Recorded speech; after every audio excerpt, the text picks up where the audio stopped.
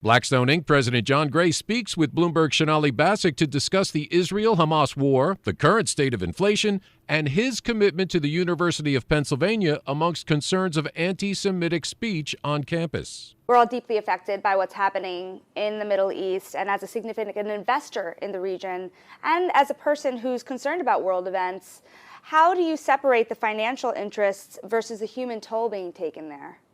Well, I would start, Sonali, by saying our thoughts are with the people in Israel. What happened a couple weeks ago was just horrific in terms of loss of life and kidnapping. We've got some employees on the ground there. Our thoughts are with them as well, and everyone who has family there. And of course, now, as this conflict escalates, we're all concerned about civilians in the region. As you think about it from an investment standpoint, I guess there are a couple implications. In the near term, obviously, it puts some upward pressure on oil prices. You've seen that in the marketplace. Hopefully that stays contained. Hopefully this conflict stays very contained. I think the second issue is it just creates greater uncertainty.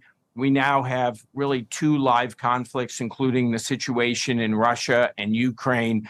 We've got the issues around interest rates as well. And when you think about investing, generally people want more certainty. They want terra firma, and this adds to that environment. But of course, the bigger issue is the human tragedy there, and we're all concerned about that. Now, how are you thinking about the risks associated with your work throughout the Middle East, both your investments and the relationship with large investors, including sovereign wealth funds in Saudi Arabia and Qatar? Yeah, I would say for us, we have long-term relationships in the region and around the world, people who have been partners of ours for a long time. When you think about stepping back, what was happening here, there actually was an attempt to normalize relations. It had happened between Israel and the Emirates a few years ago under the Abraham Accords. They felt like things were getting closer with Saudi Arabia, which would have been a positive, and that very well may have been a catalyst for these terrorist attacks. So I think generally more dialogue, more normalization of relations would have been and certainly would be going forward much more positive for the region. I think all of us hope that that happens. Certainly now it's going to be difficult given the current environment. Now, the war has also brought tensions to communities in the United States, and over at UPenn, where you're a large donor, many other donors have been pausing their own donations given concerns around anti-Semitic sentiments on campus. Are you considering doing the same?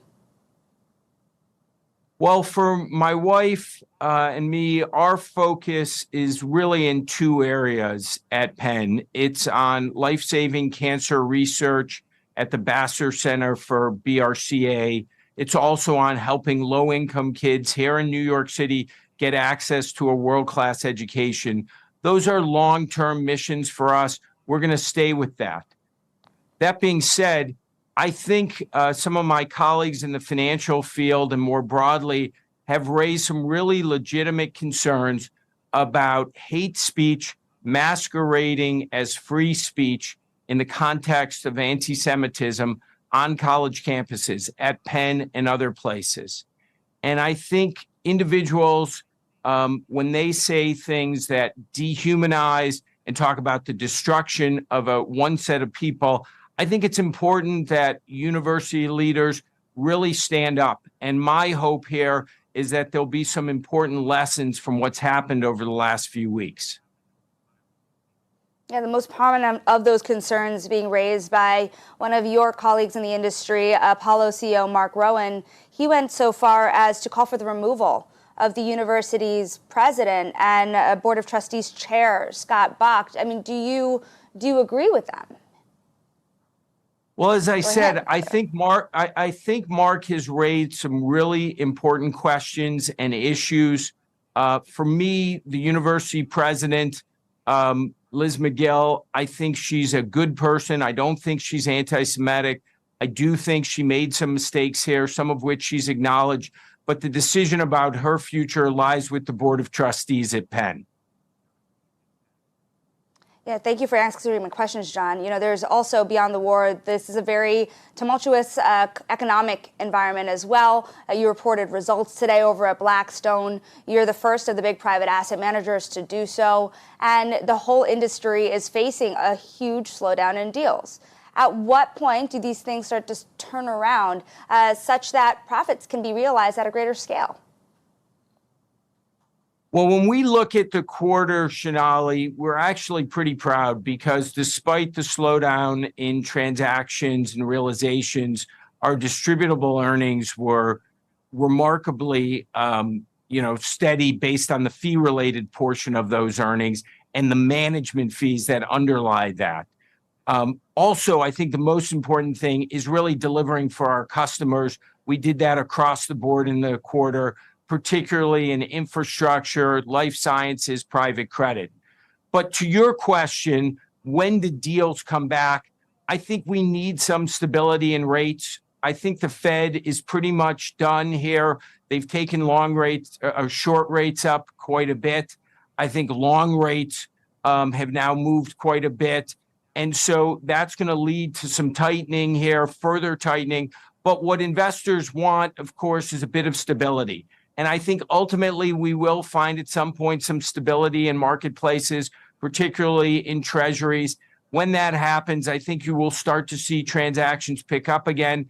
They are at a muted level, but it doesn't stay like that forever. These things are cyclical. And the key with our business model is we're not a forced seller of assets, and we have more than $200 billion of dry powder. So we can invest into the dislocated market, and often we do our best work at the times of greatest uncertainty. What does this mean for your approach to credit markets, Jon? Private credit has been kind of the biggest story of the year. Of course, you run one of the biggest businesses on Wall Street when it comes to private credit. Are you seeing that opportunity expand even further as rates stay volatile? Well, I would say in private credit, the opportunity set is large and it's growing. Today, between corporate, asset-backed, real estate credit, we manage over $370 billion. So it's a significant part of our firm. Obviously, our customers are very interested in getting access to credit. Why? Base rates have moved up a lot. Spreads are wide because banks and other participants are more cautious. And so you can earn a lot lending money today and doing it in what we perceive to be very attractive risk return, loan to values below 40% in many cases in direct lending. So you're getting paid equity-like returns for taking debt-like risks. It's true now, I think, in corporate credit, in more asset-backed credit, in real estate.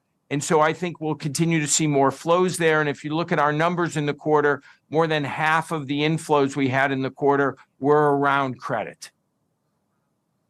Well, it's interesting. You look at the returns in private credit. You posted 4.6% in private credit. You posted, that's almost double what you're getting in corporate private equity for the third quarter. What do normalized returns look like for the next couple of years in private credit? You have some of your industry rivals pitching, double-digit returns in this environment. Does the current environment demand some caution in seeking those outsized returns? Well, I think it depends on what you're doing. If you're obviously non-investment grade private credit, I do think double-digit returns are reasonable, given you have short rates at 5.5%, spreads today on direct lending, call it 550, 575 over, plus you get a couple points up front. And if you want, you can put a bit of leverage on that. If you're talking about more investment grade private credit, then I think the returns are in the single digits, but in the higher single digits, just given where base rates have moved to. I think underlying your question is, are investors taking on a lot of risk? And when we look at our portfolio, interestingly, despite all the headlines out there, we've had today in our private credit about 0.5% of our loans that are in default, very low, well below the industry averages. And when we look at the picture in the third quarter, just one of our 3,000 borrowers went into default incrementally. So the picture looks good, and the new loans we're making generally, because of the high cost of capital, are at a low loan to value. If you contrasted that back to 06, 07, when lenders were lending 75, 80%, we sold a business in 07, extended stay hotels, where the borrower borrowed 95%. It's a much safer environment. So we think it's an attractive time to be in the credit space. But I would say, on the other hand, when you look at equity-oriented businesses like private equity, there's also opportunity, because prices in many cases are being reset, and there are businesses and sectors where there's strong underlying growth. So I don't think it's all of just one, all credit or all equity. I think an investor wants exposure to both. Now, how do you think about the real estate industry right now as well? You know, there are a lot of concerns. We've talked a lot about commercial real estate. We know that Blackstone has really dealt with a lot of the pains in the office sector early, before everybody else. Do you still see a lot more pain in commercial real estate ahead, given a lot of these kind of macro changes, given the concerns about maturity walls?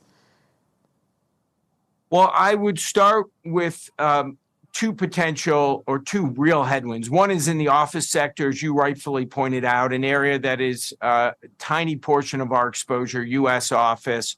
We definitely moved ahead of the curve in that area, and that's been one of our great strengths in real estate over time. There are some very significant structural headwinds given COVID, given obsolescence. I think that the second issue impacting all of commercial real estate is this rise in cost of capital, and that certainly has an impact in the near term. I think you also, though, have to look a little more broadly. Where you invest really matters. So the majority of our real estate portfolio is in areas like logistics, student housing, data centers, where cash flow growth is much higher, and you're in a better position to absorb some of this higher cost of capital. And then I would point out, on the longer term, what we're seeing now is new starts decline pretty significantly, anywhere from 30 to 70% in the third quarter. And that's going to lay the framework for a longer term recovery in values. But it's fair to say that there are some challenges today in the sector. Yeah, I mean, when you look at your results, almost every business is up, some up double digits, but opportunistic real estate is down about 4.5% on the year. What is driving that, and when do things start to turn around? What's driving that is what we've talked about here, this higher cost of capital, which impacts cap rates, and that runs through the sector. Interestingly, cash flow growth in most of our assets in real estate have continued to be pretty good. Again, that goes back to the focus we've had over time in areas like logistics, better forms of rental housing, the geographies we've invested, the strength we see in data centers. Overall cash flow growth has been good. The weakness has been on the multiple side, and that's where you see those headwinds. Hey, Jon, you know, the other thing about this, too, when you look at the inflation prints, this idea that inflation is still running hot in the United States and really many places around the world, part of that is housing. You're a huge owner of homes in America. When do rents and housing prices start to cool? So I would say on inflation, the Fed is really having some real success today. We see it in input costs at our companies, which are pretty flat. We see it, the labor market is cooling. We're seeing wages now below 5%, meaningfully down from a year ago. And to your question on shelter costs, those have come down quite a bit. It's really in the data the Fed uses, the Bureau of Labor Statistics, which tend to lag. So that's going to be a force of gravitational pull downward. And so I think that's going to come into the numbers over the next 6-9 months, and will put additional pressure downward on those headline and core CPI numbers. I think that's a positive when we think about inflation, and will make it easier here for the Fed to really pause.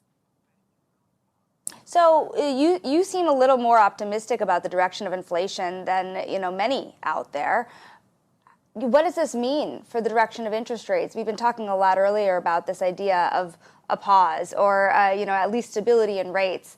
How soon do you think that could happen? Well, I would agree that I have a little more optimism about the path of inflation, but I also believe the Fed is going to stick at this. So I do think they're going to hold rates higher for longer. The long end has now accepted that.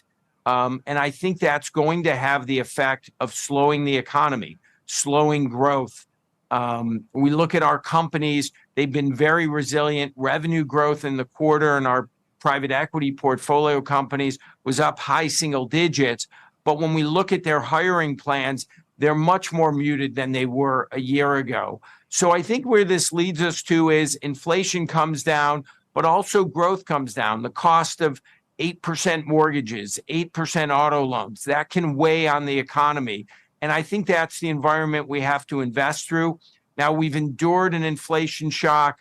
We've now endured an interest rate surge. And I think the next step of this is to endure a slower economic picture. We don't see it like 08, 09 in terms of imbalances, but I think this is coming. And for investors, getting ready for that, I think, is important, and taking a view of where the environment is. That's what we do as a firm. It's been one of the reasons why I think we've been able to generate outsized returns for a long period of time. Have you ruled out a hard landing? I don't think that's certainly not our central case. Given the momentum from the savings consumers have built up, given the strength in energy transition, a huge area of focus for our firm, given what's happening in AI and digital infrastructure, there are some big parts of the economy where there's a lot of investment and growth, in some ways almost regardless of the level of interest rates. And I think that will provide some more ballast. But nevertheless, we do anticipate a slowdown here. That was Blackstone Inc. President Jon Gray speaking with Bloomberg's Sonali Basak.